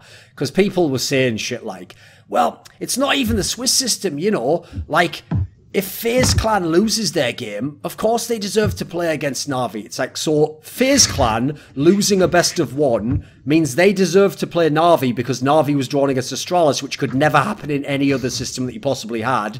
And in that scenario, there's no such thing as a loser because whoever loses is still a top 2 team in the world. That makes no motherfucking sense. Like, you can literally boil every single argument like that down to like, I just like the status quo, which is like, fair enough, that's an alright opinion, but trying to present it as like you've got some argument, there's no argument to be found there, you know, because as I say, there's no normal system that would ever have Navi and Astralis play map 1 of the fucking tournament, isn't that? That's like only in this nonsense system. So, or I mean, even look at Liquid's. I mean, not Liquid. NIP's route. They had to play like unreal, 3 top 10, top 7 teams. I think it was. It was like, like, what are you supposed to do? Because remember, they got Navi in the 3rd one because Navi had played fucking Astralis and FaZe back to back. Like, or maybe it's the other way around. Maybe they got FaZe 3rd. I can't remember what order it was, but they had some ridiculous run like that. It was Navi 3rd, and like that whole thing. Navi. And that's why I'm a tiny bit of an apologist for the way the bracket is right now, because of how much of like a shit show the worst case scenario of a Swiss system presents. Like I think based on, like it could be a lot worse. I think and obviously that's not like a good way to justify away the system. That's why I'm like sort of just content with the way it is right now, because I think the system is I can't remember who made that point on Twitter, but it's like you always judge the system by its worst case scenario. And to me, when you like take that mindset and look at this tournament, things can get pretty dicey pretty fucking quickly. I mean, again, like the initial draw was obviously really shit, but I do think there was some fuckery at the start with so many teams being upset on day 1. I think that was a real shame. Which kind of sucks, and that sort of, I guess, skews the way that it would have been. But yeah, it's also expected to a degree, right? Like that was my whole logic for seeing how NiP could get through this legend stage, was just by the fact that there was likely going to be a lot of upsets on the first day. Yeah, but you could also say, because I know I've had this conversation. I had this conversation with a bunch of people the other night as well. you know, the teams that come into the new legend stage and get to skip that new challenger stage have a little bit of a disadvantage, because the new challenger stage teams have not only, remember, there were some PC concerns coming into this, and those guys have been playing on them for a week and practicing on them for a week, and you bring in a new team who has to get used to it and adjust it, and then not only that, but they're playing officials for the first time in 10 days, and all of a sudden you see these kind of, the bigs, the Coles that qualified through the new challenger stage, got a little bit of a jump on them in day 1 and 2, and it took a little bit for these other guys to adjust. So I think there's some kind of concerns there with kind of I don't know if you can necessarily do anything about that, but it's the same kind of idea where, you know, I made the argument to some people that was like, I really like having the major after a player break, because I want the players to have time to like chill, unwind for like a week or so, and then be able to hit the boot camp hard and have no online games. You have a period of no Counter-Strike where everyone gets to be excited about the upcoming Counter-Strike, where everyone starts, you know, miss seeing those official matches and those big pro matches and everything like that. The viewers are all pumped up for it, you know, a break for content, whatever it might be. And the players and the teams all kind of looked at me and it's like, yeah, but like, that would be shit, because we want to have, you know, we want to go into this fresh, and there's just too much of a difference between practice games and practicing and officials. Like, you know, you want to try things in officials because you don't know how they're going to work. They might work in practice because you're playing against different teams and opponents, but you know, we need to see if these are going to work in officials before we use it as a major. And there's probably some truth to that. I personally don't think it's as big of a deal, but if the players do, then it makes sense. Which is why you want, like, obviously the major just in the middle of like seasonal play, because then you hope by then all the players that have sort of come in new have been forged into their rosters, and you have like clear patterns to analyze and like demos to go over. And I think you'd get less Vega squadrons if you sort of had this time where like you can actually see the teams you're playing against, and it's sort of like this tournament is at the top of a hill of a bunch of tournaments that everyone like works towards, rather than just like bang, like it's here. You know what I mean? Are you intimating your advocacy for a point system to qualify for the major? Is that what I'm gathering out of you?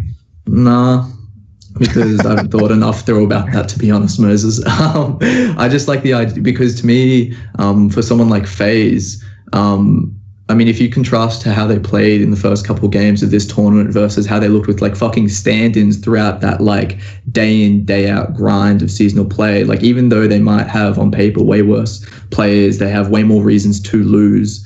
Like they just seemed way more like forged, you know, they just seemed like willing to be able to like go over these obstacles. It felt more like they were not like waking up from like the first part of their shift, but they're in like the middle part of that season.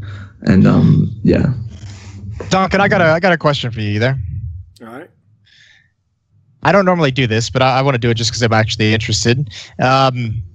There were those, we have Nico in-game leading for Faze now, and we saw those cryptic, you know, tweets from Kerrigan. Is there a chance that he's actually removed from this team after the major? And if so, what does this do for his legacy as an in-game leader? Like, I will say, I did notice he did those tweets before all the games where they basically could have gotten wrecked. So, like, if anything, it's almost like he was setting up for when they lost, to be like, well, I said, you know, how much time for it to happen. Like, yeah. I don't know what sort of whack fucking script he thinks real life is that he's trying to play out there, because it wasn't cool. It was just garbage. But anyway, here's the thing that's sick about this team, is that going back to, let me think when it was. I think it was even just after the last major. There were rumours in the pro scene that Kerrigan might get removed then from Faze. Because obviously what makes this a very unusual team is that even though he's the in-game leader, and he's a veteran in-game leader, and, you know, there's so many teams in the world would have him, because he's got so many superstar egos in his team. And as I've mentioned many times before, if there's one thing superstar egos will agree with each other on, it's like, well, we both agree it's not our fault, right? Yeah, I'm sick, you're sick, right? Fuck the other guy who's not us. That's basically that's why normally you can only have two of those guys in one team, because it's like, right, we've got to keep those arseholes over there, and then, you know, you have the supportive elements on the side of the in-game leader, and that's how you forge like a kind of a balance. And it's like, right, everyone agrees that everyone needs everyone, and we've all got to do our jobs. So the support players, right, you got to let those guys be greedy cunts because they're getting all the kills, and then the other guys, stop talking shit on the support players, they're the ones doing all the work that you don't want to do. And then, you know, the in-game leader, well, he does all the scouting that we don't want to do because we're all having fucking Shoxy Red Bulls at 4 a.m. So that's a real drink, by the way. Don't try ordering one. But anyway, so in that scenario, sadly for Kerrigan, he's in a team where the only acceptable win condition is to win the whole fucking tournament. Like, this isn't a joke. If they finish second, those players are thinking, what could I change in this team to change it so we could win the tournament? So sadly, I think, yeah, now is the most precarious time I've ever seen. Like, it's looking to me, there was already rumours they might make a player change anyway, but I don't think it was actually for Kerrigan, especially because the question in the past has always been, but who would we really get? So, for example, in the past, it was floated that they would try and get Glaive when Astralis wasn't the #1 team. It was even floated that that's why Shoxy might have joined, so that he could be a player in-game leader. These are the moves they were thinking about, looking at, etc. The big issue for me right now is I could see them doing the move, but who do they recruit as the in-game leader? That's the part I can't see. So I certainly think he's on the chopping block. And by the way, if they just bomb out right now, maybe it happens. But I just can't see who they would bring in instead, unless they're going to make Nico the in-game leader. I guess maybe that's the ace card. I don't know, right? If Kerrigan, let's just do a hypothetical here. If Kerrigan gets cut and retires tomorrow, does he go down as one of the all-time great in-game leaders, or is there some black marks against the fact that he hasn't been able to get over the hump? Here's the thing: is like, except for the majors, he did get over the hump every other possible way he could. You know, he won fucking tons of tournaments, a million top fours. Like, it's like he's got everything else in the career. But here's the problem Kerrigan has, basically, is that he's in that very, very rare scenario that very few people ever in the history of sports or esports are in, where it's like, normally, it's like, if you're a player who, like, you can be a player who wins once as a fluke, and then everyone's like, yeah, but you didn't really have the consistency. It's very rare you have the opposite. It's like you have every other aspect of the resume complete, and you're just waiting for that cherry on the top. You're just waiting for the one major to be like, right, I've got the complete career. You can't say I didn't do it. I did it on the biggest stage, you know. Like, he's just lacking that one thing. So the mad thing is, if he goes ahead and wins the E-League Boston major or this major here, everyone forgets all the failures and goes, what fucking amazing career, Hall of Famer. Like, I think he has it all, except obviously the major. And I know to a fan they're going to go, the major is everything. It's not, but I know what you mean by that. In a way, it is going to always be the most important. You do have to try and win one if you want to be the best ever, unless you've got some really mad extenuating circumstances, which, by the way, he doesn't. He's played with a lot of talent. So I make no excuses for him in that result. You got to get it done eventually. So I think he goes down as a Hall of Fame player. It's just the problem is he should have been gunning for best in-game leader of all time, and he's not even in that conversation because of the fact he's never got the big win, and he has had his own failures now separate from Astralis as well. You can't just blame it all on device anymore. And he's had played his with own failures. He's played with more like talent than anyone, mate. Yeah, I was going to say he's played with like 8 Hall of Famers. It's really wild how much talent he's had. So yeah, he also can't use that excuse, you know. Yeah. Yeah. So I mean, there's plenty of sports people you could compare him to. You know, the people who always come second, etc. But still not over. Yeah, could be. If I can't lie, if he gets kicked out of FaZe Clan, probably is over at that point in time. But then again, that's the sad thing. It's like I said, He'll go somewhere. He will, but he won't be on a team that probably is going to win the majors. My point. No, that's the sad thing. Is if he leaves this team, it's like I said. People think I'm joking. The whole point of why I say that comment there, it's like if I'm Optic, I just send him a blank check tomorrow.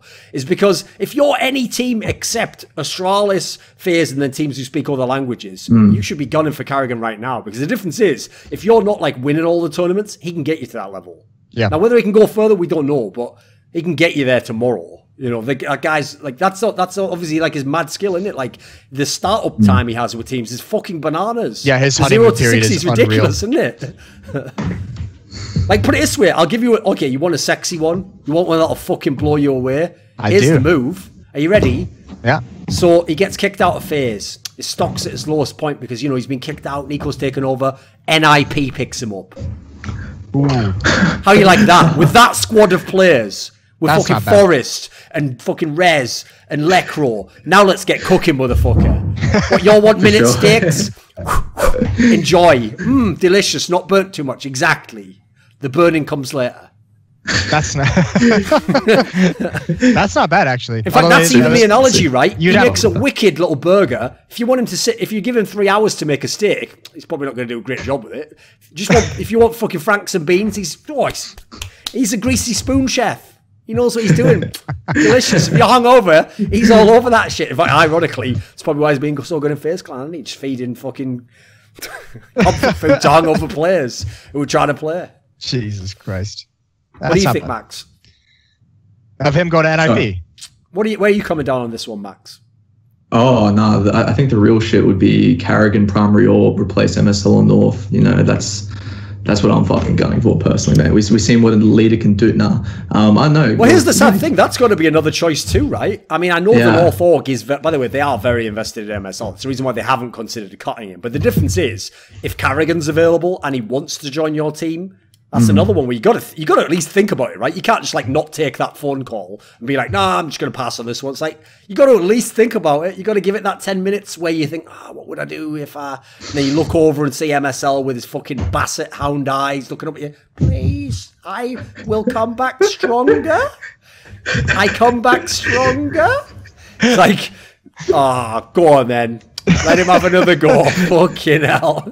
Basset Hound Eyes. That's not bad. Yeah, I know. I think Kerrigan is an asset to pretty much any team that he comes on. That's like you're saying, not Astralis or maybe even like Liquid. Like, you know, it's a good problem to have. It's like, my problem is I make every team really elite tier, get them to all the finals, win a bunch of championships. But the thing about me is I can't close the deal and win the biggest championship of all time. Well, fucking hell, I'm sorry you can't work here at the fucking Gap clothes factory. Like, what are you talking about? We'll deal with that problem when we get there. Yeah, I definitely think Nip Kerrigan is like the most... Like that carries the most amount of spice for me in terms of potential, because I don't think there's any other team really, just looking at the rankings, that can like have as high a ceiling as Nip with like a really elite IGL. Like even North, if we were to make that potential move, like these players at their peak, here's the other thing. Stockholm. It's like I say, because obviously it has to be like one that is plausible. Because another one, if you want to just do a fantasy one, hey, if you speak in English, pop him in MiBR. Yeah. Oh. Listen, mate, you want to see Fur turned loose? Put Kerrigan in the fucking driving seat. You know where Fallen's like, whoa, Nelly, whoa. He's just like whipping the horse's ass. Like, come on, boy, we're gonna get there. It's like he's that guy, you know, fucking Gladiator, when he's like racing home because he knows his family's gonna be killed. That's Kerrigan on Fur and fucking Tarek. He like hops off one of them as they just fall over dead in the desert. Jumps on the other one like, now it's your turn, Tarek. Let's go. Like, he is like the ultimate. He is the ultimate fluffer, isn't he? He's just like getting everyone turned on and just go and fucking wreck everyone in the server. Yeah, I just hope more than anything with this NIP team, I want this Get Right to be around for a year. I want to see Get Right like this for a whole year. For the struggles that he's had, like in terms, just surely nothing out of game, just for like individual performance and the amount of flack that he's caught over the past year and a half. Probably a lot of it's been warranted, all things considered, if you don't take the outside factors into account. As long as you take the ones that are like, he's not playing very well, I expect more, not like, kill yourself. Obviously we're excluding those ones. Those aren't warranted in any circumstances. Yeah, I don't even think Get Right would argue too much that he hasn't playing up to his levels and expectation, but like the Get Right that came into this major was awesome. And especially, you know, at Stockholm as well, whatever happened in the player break, whatever he figured out, I hope that sticks around for like a year, because that kind of Get Right can last and can still win trophies and can still win tournaments, and that's what NIP needs, and I hope that's around for a long time. All Lecro, baby. That's what it's all about. Yeah, because that is the killer, isn't it? It's like, let's be real. If you look at this Swiss system, Nip had by far the fucking most ridiculous draw of teams all the way through the whole thing, even including the best of 3 they got at the end. And so it's like, they're a team that are so close to showing that they actually might be like the fucking 6th best team in the world right now. But the problem is, if we could have just had one more best of 3, I think that would have like sealed the deal. If they'd have got into the best of 3s, and even if they lose, let's say they play against Astralis and they lose or whatever, if they show a good game, that's where I think you could be like 100% they're back, like they're going to do big things. Whereas like, it's still going to be in the back of your mind at the next tournament. Like, is that all just going to be for naught? You know, there's a lot of positives, but you can't know, because, like, as you say, you know, some of it's like players who haven't been that good recently doing really well, Lecro unexpectedly doing super. You know, there's like a lot of factors that haven't quite sort of settled down, so you can see which ones are real and which ones are kind of like just of the moment. You know. Yep. Yeah, their win conditions don't, like, if you were to write them down on paper, there's nothing where I'm super confident in those sticking around, you know, until the new year. For sure, I totally agree. This video was kindly supported by Gardner Wilson, Dean Tanglis, Alex Adams, Eddie Wingfors, Andreas Snazore Westerlund, godawfulwasteofspace, Kyla Harris, Travis Greb, James Harding, Daniel Yordanov, VeXii, Robert Baxter, and a special thanks goes out to Jerky's Minion.